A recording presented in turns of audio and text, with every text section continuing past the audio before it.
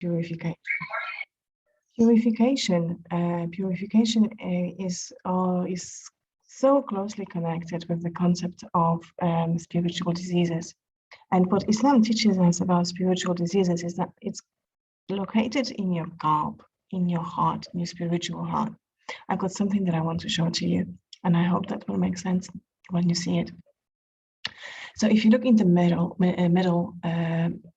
table here, you will see different names of emotions or maybe actions such as backbiting or showing off. Actually, those are considered for diseases of the heart, and some of them on top of that for sins in Islam.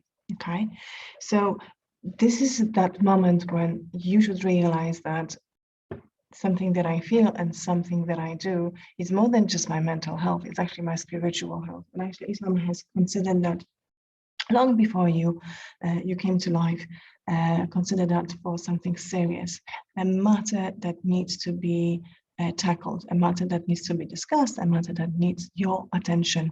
Okay, so I'm not going to explain you too much about it, because I want you to understand that those diseases of the heart are so necessary for all of us to first of all name them, see them in ourselves, and then work on them. So for instance, if you are lying, you want to catch yourself in that moment and ask yourself question, is that really the best I can do? If you are stealing, if you are cheating, you want to ask yourself, am I stealing from Allah subhanahu wa ta'ala's risk? Am I scared that He is not going to provide for me? If you're getting angry, you want to catch yourself in the moment and ask yourself a question. Actually, this is in my qadr, those people, those situations, they are in my qadr. There must be some hikmah here. There must be some reason here why I'm going through it. Why don't I do some tafakkur? Why don't I sit down and contemplate on it? And if you do tafakkur well, what will happen is your heart will start melting. You see, in the Quran, we know that there are 3 types of heart.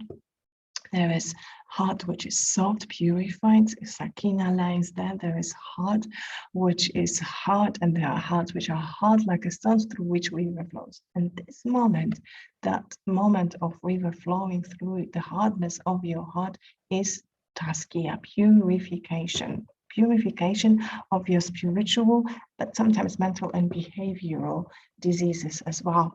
So Quran talks about it in length in so many places. Let's see Surah 91 verse 10.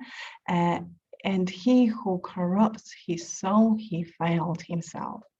And then in verse before 91:9, but then those who purified it, it will indeed be successful. So purification of the self is mentioned in Quran, and it's preferred.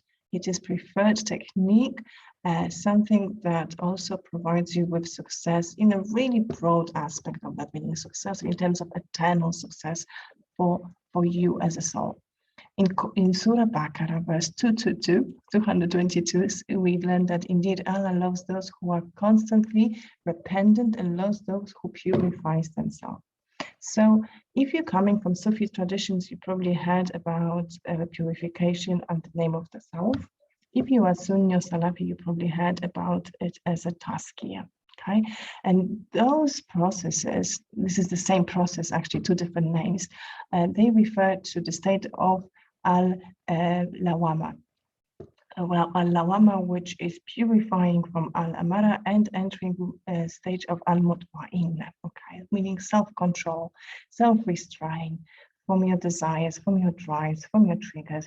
You are in full of control at nas al-mutma'inna. But before that happens for you, before you really happy with yourself and you're happy with Lord's decision, you need to go through taskiya. And it's not an easy task to do. It's not comfortable place to be in. It is connected with guilt, shame, disappointment with yourself. So sometimes even experience as depression. Okay, so if you are suffering with that kind of spiritual depression, you might be, diagnosed. You might be offered medication. But until and unless you understand that this is actually necessity for you, this is actually you entering one stage and you're leaving another stage behind. It's like you're leaving past behind and you are entering into spiritual development, then it has a different meaning, doesn't it? Then it feels different. And Allah subhanahu wa ta'ala says very clearly that He prefers humans who purify themselves over those who don't, because He actually created us to commit those sins, commit those mistakes, fall into those traps of humanity, but always remember and always come back to Him.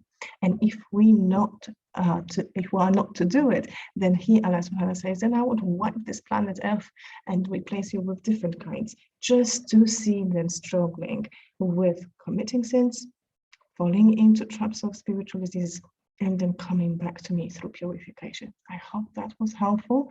Don't forget to sign up to my YouTube channel.